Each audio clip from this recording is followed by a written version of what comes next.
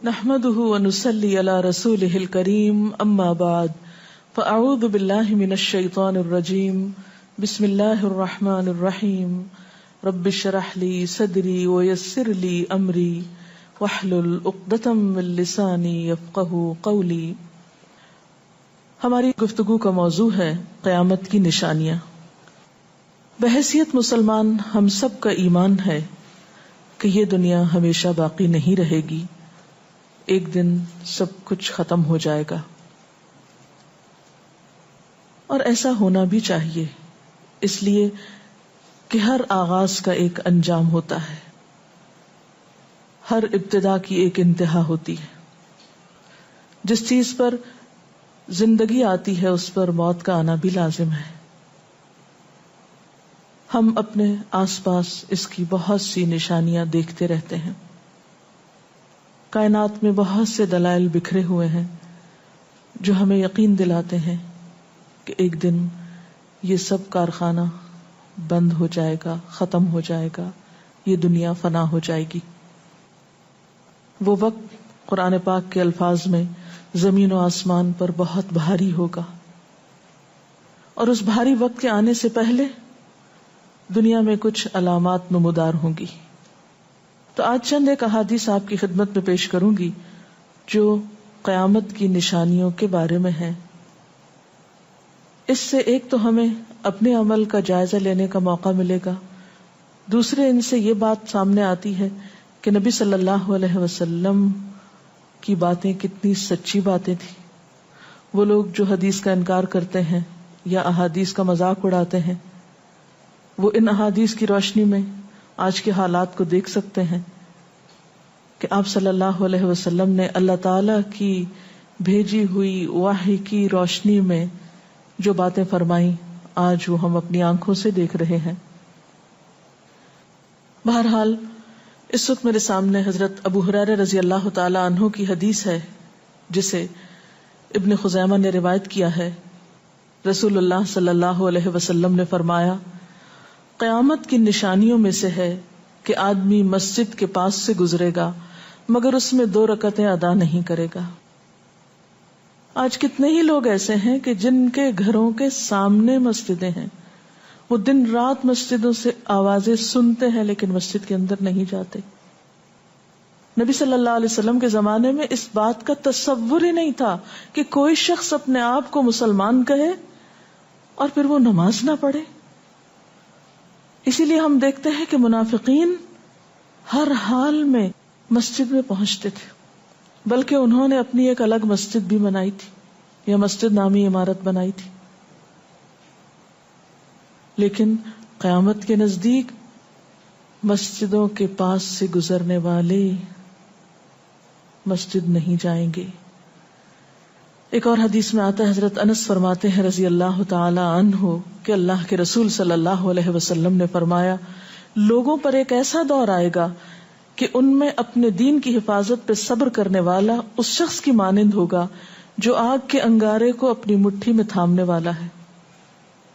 یعنی دین پر استقامت اور دین پر عمل اتنا مشکل ہو جائے گا بعض اوقات کہ جیسے ایک انگارہ ہاتھ میں لینا کہ انسان نہ لے سکے اور نہ پھینک سکے. ایک اور نشانی جو آپ صلی اللہ علیہ وسلم نے ہمیں بتائی وہ یہ کہ زمانہ قریب آ جائے گا، عمل میں نقص واقع ہوگا اور بخیلی پیدا ہو جائے گی، دل تنگ ہو جائیں گے. ایک اور حدیث میں آتا ہے کہ بخیلی کا عام ہونا قیامت کی نشانیوں میں سے ہے. آج آپ دیکھیں کہ بسا اوقات انسان کے پاس اللہ کی دی ہوئی بے شمار نعمتیں ہوتی لیکن انسان ان نعمتوں میں کسی کو شریک نہیں کرتا. چھوٹی چھوٹی باتوں کو مائنڈ کر جانا، چھوٹی چھوٹی باتوں پہ ناراض ہو جانا، چھوٹی چھوٹی چیزوں کو حد سے زیادہ محسوس کر لینا، یہ سب کچھ شح کی وجہ ہی سے تو ہے، بخل کی وجہ سے ہی تو ہے. بخل صرف مال میں نہیں ہوتا، بخل تمام نعمتوں میں ہوتا ہے اگر ان میں اللہ کے دوسرے بندوں کو بطور شکر کے شریک نہ کیا جائے. ایک اور حدیث میں آتا ہے، مجموع الزوائد میں یہ حدیث روایت ہوئی ہے، رسول اللہ صلی اللہ علیہ وسلم نے فرمایا کہ لوگ سخت اور بخیل ہو جائیں گے، یعنی ان کے دل سخت ہو جائیں گے اور ان کے اندر بخل عام ہو جائے گا. ایک اور نشانی قیامت کی آپ صلی اللہ علیہ وسلم نے یہ بتائی کہ مساجد میں زیب و زینت بہت ہوگی، یعنی نمازی تو کم ہوں گے لیکن مسجدیں سجائی بہت جائیں گی. حضرت انس بن مالک کی روایت ہے، مسند احمد نے اس کو روایت کیا ہے، رسول اللہ صلی اللہ علیہ وسلم نے فرمایا قیامت قائم نہیں ہوگی یہاں تک کہ لوگ مسجدوں میں فخر و مباحات کریں گے، یعنی مسجد کے بنانے میں، اس کے سجانے میں، اس کی آرائش میں ایک دوسرے کا مقابلہ کرنے لگیں گے. ایک اور حدیث میں آتا ہے کہ قیامت کی علامات میں سے ہے کہ لوگ مسجدوں کو سجایا کریں گے، یعنی اللہ تعالیٰ کو نماز پڑھ کے خوش کرنے کی بجائے مسجد بنا کے سجا کے خوش کرنے کی کوشش ہوگی. حضرت ابو الدرداء سے روایت ہے کہ جب تم لوگ مسجدوں کو سجانے لگو، قرآن کو مزین کرنے لگو تو تمہاری بربادی ہے، کیونکہ قرآن پاک پڑھنے کے لیے آیا، محض سجانے کے لیے نہیں.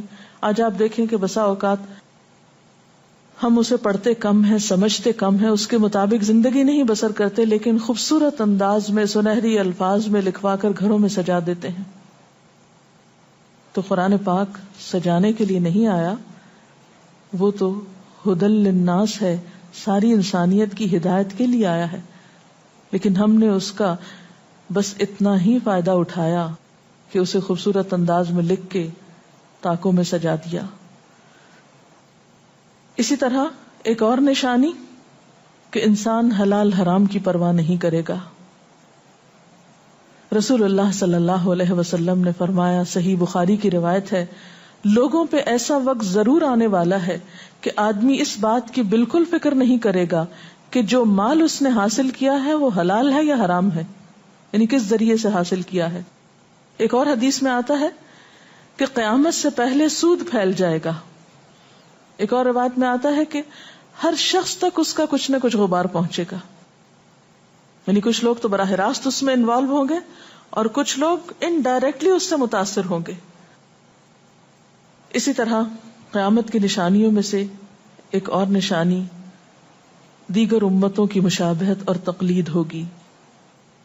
حضرت ابو سعید رضی اللہ تعالی عنہ سے روایت ہے، رسول اللہ صلی اللہ علیہ وسلم نے فرمایا، تم اپنی سابقہ امتوں کی ایک ایک بالشت اور ایک ایک گز میں اتباع کرو گے، یعنی چھوٹے سے چھوٹے معاملے میں اور بڑے سے بڑے معاملے میں ان کی پیروی کرو گے، حتیٰ کہ اگر وہ کسی سانڈے کے سوراخ میں داخل ہوئے ہوں گے، یعنی گوہ کے سوراخ میں، تو تم بھی ان کی پیروی کرو گے، اس سوراخ میں بھی گھسو گے.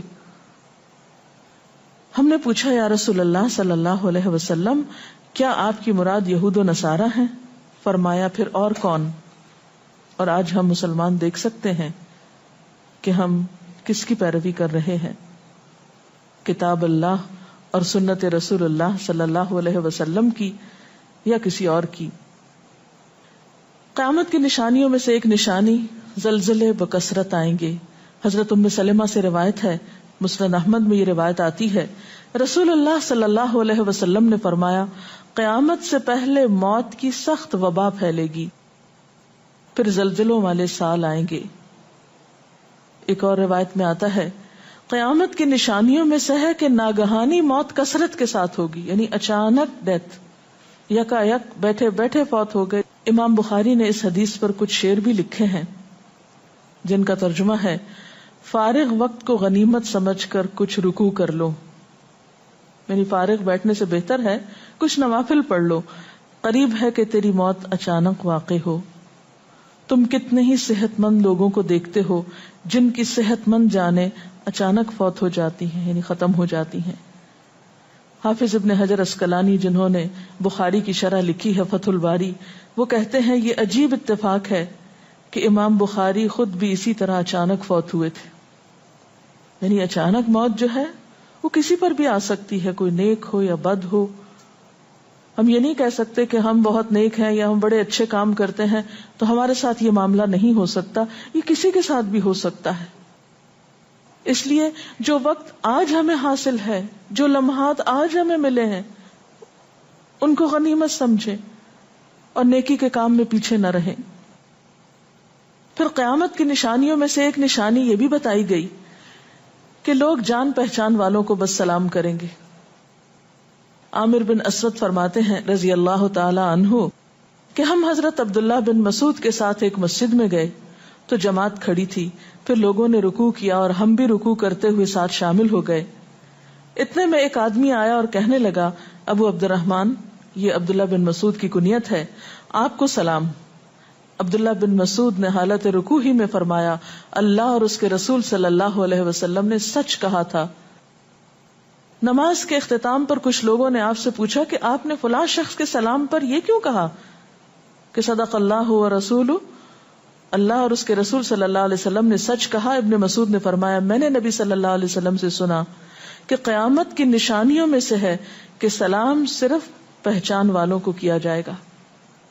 یعنی آپ کسی مجلس میں جاتے ہیں، مسنون طریقہ کیا ہے؟ اگر آپ کسی گیدرنگ میں جائیں، سب کو بیک وقت السلام علیکم کہیں، لیکن بہت دفعہ آپ نے دیکھا ہوگا کہ لوگ آتے ہیں، سب کو نہیں پوچھتے، ان میں سے جو جان پہچان والا ہوتا ہے اس کا نام لے کر بس سلام کرتے ہیں۔ پھر اسی طرح ایک اور نشانی یہ کہ لوگ دعا اور طہارت میں زیادتی کریں گے۔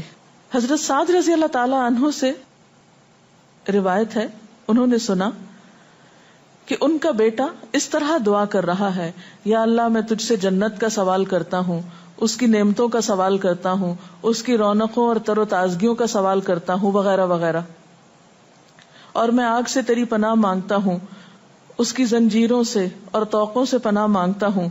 تو حضرت سعد نے فرمایا، تم نے اللہ تعالیٰ سے خیر کثیر کا سوال کیا ہے اور ضرر کثیر سے پناہ مانگی ہے، جبکہ میں نے رسول اللہ صلی اللہ علیہ وسلم سے سنا کہ ان قریب ایسے لوگ ہوں گے جو دعا میں زیادتی کریں گے۔ یعنی صرف یہ کہہ دینا کافی ہے کہ اللہ تو ہمیں جنت عطا فرما اور دوزخ سے بچا، اس کی بہت تفصیلات میں جانے کی ضرورت نہیں۔ جب جنت میں داخل ہو گئے تو سب کچھ نصیب ہو گیا، اور جب جہنم سے بچ گئے تو سب سے بچت ہو گئی۔ پھر آپ نے یہ آیت پڑھی، اپنے رب سے عاجزی سے دعا مانگو، یقیناً وہ زیادتی کرنے والوں کو پسند نہیں کرتا۔ یعنی دعاؤں میں زیادتی اور اس قسم کی تفصیلات یہ پسندیدہ نہیں ہے۔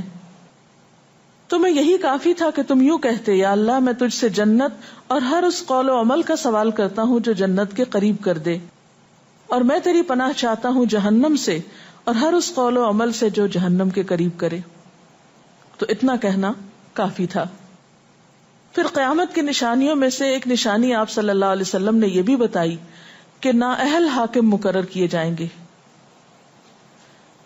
حضرت ابو ہریرہ سے روایت ہے کہ قیامت کی نشانیوں میں سے ہے کہ ذلیل اور کمینے لوگ نیک شریف لوگوں پر غالب ہو جائیں گے۔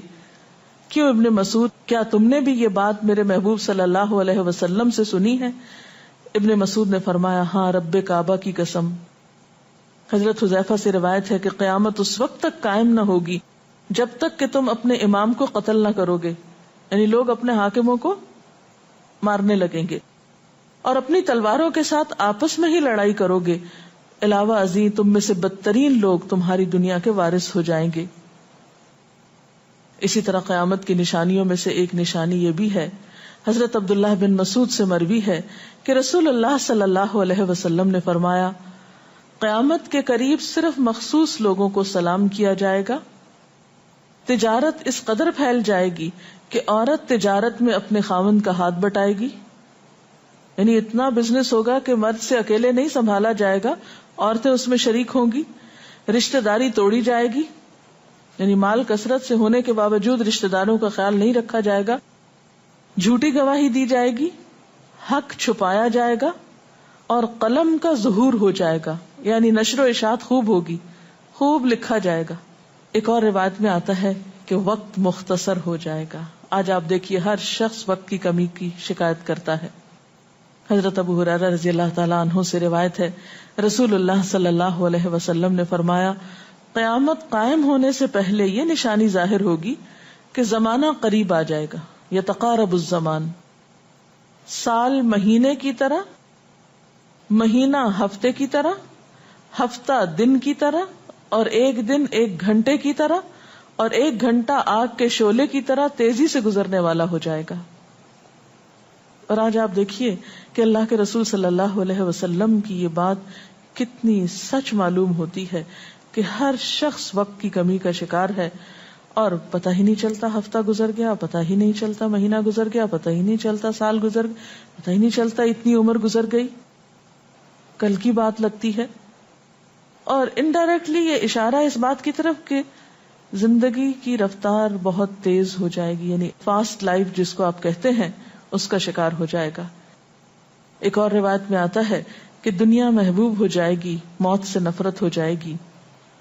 حضرت ابو ہریرہ سے روایت ہے، رسول اللہ صلی اللہ علیہ وسلم نے حضرت ثوبان سے فرمایا، اے ثوبان، اس وقت تمہارا کیا حال ہوگا جب دوسری امتیں تم پر اس طرح ٹوٹ پڑیں گی جس طرح تم کھانے کے برتن پہ ٹوٹ پڑتے ہو. ثوبان نے کہا، میرے ماں باپ آپ پہ قربان، اے اللہ کے رسول صلی اللہ علیہ وسلم، کیا اس وقت ہم تعداد میں کم ہو جائیں گے؟ فرمایا، نہیں، بلکہ تم کثرت میں ہوگے، لیکن اللہ تعالیٰ تمہارے دلوں میں وہن ڈال دے گا. صحابہ نے پوچھا، یا رسول اللہ صلی اللہ علیہ وسلم، وہن کیا چیز ہے؟ آپ نے فرمایا، دنیا سے محبت اور جہاد سے نفرت. اور ایک روایت میں آتا ہے، دنیا سے محبت اور موت سے نفرت. اسی طرح نیک لوگ آہستہ آہستہ کم ہو جائیں گے. رسول اللہ صلی اللہ علیہ وسلم نے فرمایا، نیک لوگ یکے بعد دیگرے رخصت ہوتے جائیں گے، فوت ہوتے جائیں گے. فضول لوگ باقی رہ جائیں گے، بیکار، نکمے، جس طرح جو کا بھوسا یا ردی کھجور باقی رہ جاتی.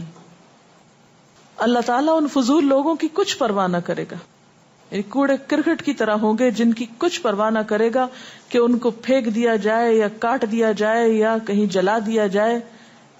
ایسے لوگوں کی اللہ تعالیٰ کو کچھ بھی ضرورت نہیں ہو. حضرت عمرو بن شعیب اپنے والد سے اور اپنے دادا سے روایت کرتے ہیں، رسول اللہ صلی اللہ علیہ وسلم نے فرمایا، لوگوں پر ایک ایسا وقت آئے گا کہ ان کی خوب چھانٹی صفائی کی جائے گی تو فضول لوگ باقی رہ جائیں گے اور نیک لوگ ختم ہو جائیں گے.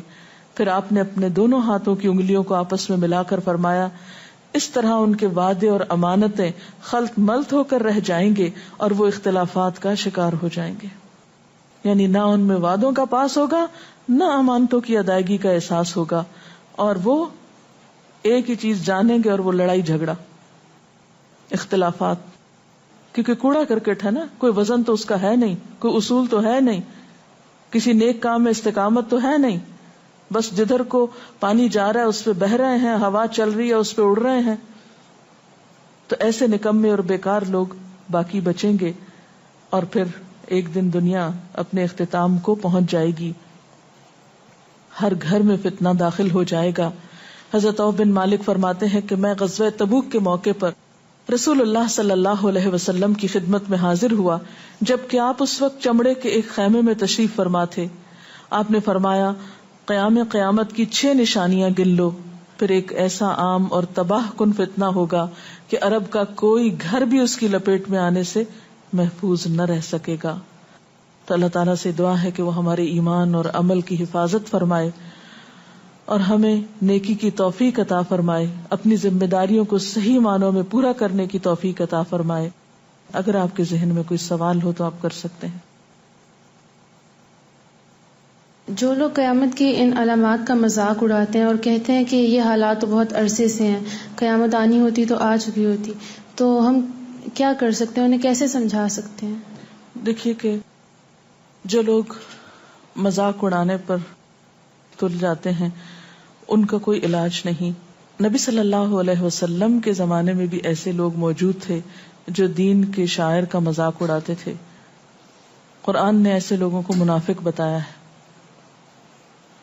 اور بات یہ ہے کہ جب قیامت آئے گی تو پھر کسی سے پوچھ کر نہیں آئے گی، اس کا وقت تو اللہ تعالیٰ کو معلوم ہے، اور جب آ جائے گی تو کوئی اس سے فرار حاصل نہیں کر سکے گا. آج ہمیں اللہ تعالیٰ نے اختیار دیا ہے، چاہیں تو کسی چیز کو مانیں اور چاہیں تو انکار کر دیں، لیکن جب اصل حقیقت سامنے آئے گی تو پھر ہم انکار نہ کر سکیں گے. آپ نے بتایا کہ قیامت کی نشانیوں میں ہے کہ طہارت میں بھی زیادتی کی جائے گی، تو اس سے کیا مراد ہے؟ اس کا معنی یہ ہے کہ لوگ طہارت حاصل کرتے وقت وسائل یا ریسورسز کو بہت ضائع کریں گے. مثلا یہ کہ وضو کرتے وقت بہت زیادہ پانی لنڈھانا، بہت صابن گرانا، اسی طرح نہاتے وقت بہت پانی ضائع کرنا. نبی صلی اللہ علیہ وسلم کے زمانے میں پانی کی قلت بھی ہوتی تھی، لیکن اس کے باوجود آپ صلی اللہ علیہ وسلم کی تعلیمات میں ہے یہ بات کہ ایک شخص کو آپ نے فرمایا تھا کہ خواہ تم دریا کے کنارے بیٹھے ہو پھر بھی وضو کے لیے اتنا ہی پانی لو جتنا تمہاری ضرورت ہے، یعنی بہت زیادہ پانی ضائع نہ کرو. آج ہم دیکھتے ہیں کہ بہت سے وسائل کے ذریعے پانی کا حصول بعض علاقوں میں بہت آسان ہو گیا ہے اور لوگ بہت ناقدری کے ساتھ پانی ضائع کرتے ہیں. مثلا بعض دفعہ دیکھا گیا ہے کہ برش کرنے کے وقفے میں ٹیپ کھول دی جاتی ہے، بعض اوقات 5 منٹ تک ٹیپ میں سے پانی بہتا رہتا ہے اور آرام آرام سے لوگ اپنی طہارت اور صفائی کا اہتمام کرتے رہتے ہیں. تو کسی بھی طرح کے وسائل کو ضائع کرنا جو ہے وہ اسلامی تعلیمات کے خلاف ہے، خواہ وہ دین کے کسی کام کے کرنے میں ہی کیوں نہ استعمال کیے جائیں، وضو جیسی چیز میں ہی کیوں نہ استعمال کیے جا رہے ہوں. تو طہارت میں مبالغہ آرائی کا مطلب یہی ہے، وسائل کا ضیاع. دعا میں زیادتی کا مقصد کیا لمبی دعاؤں کا بھی مراد یہ ہوگا؟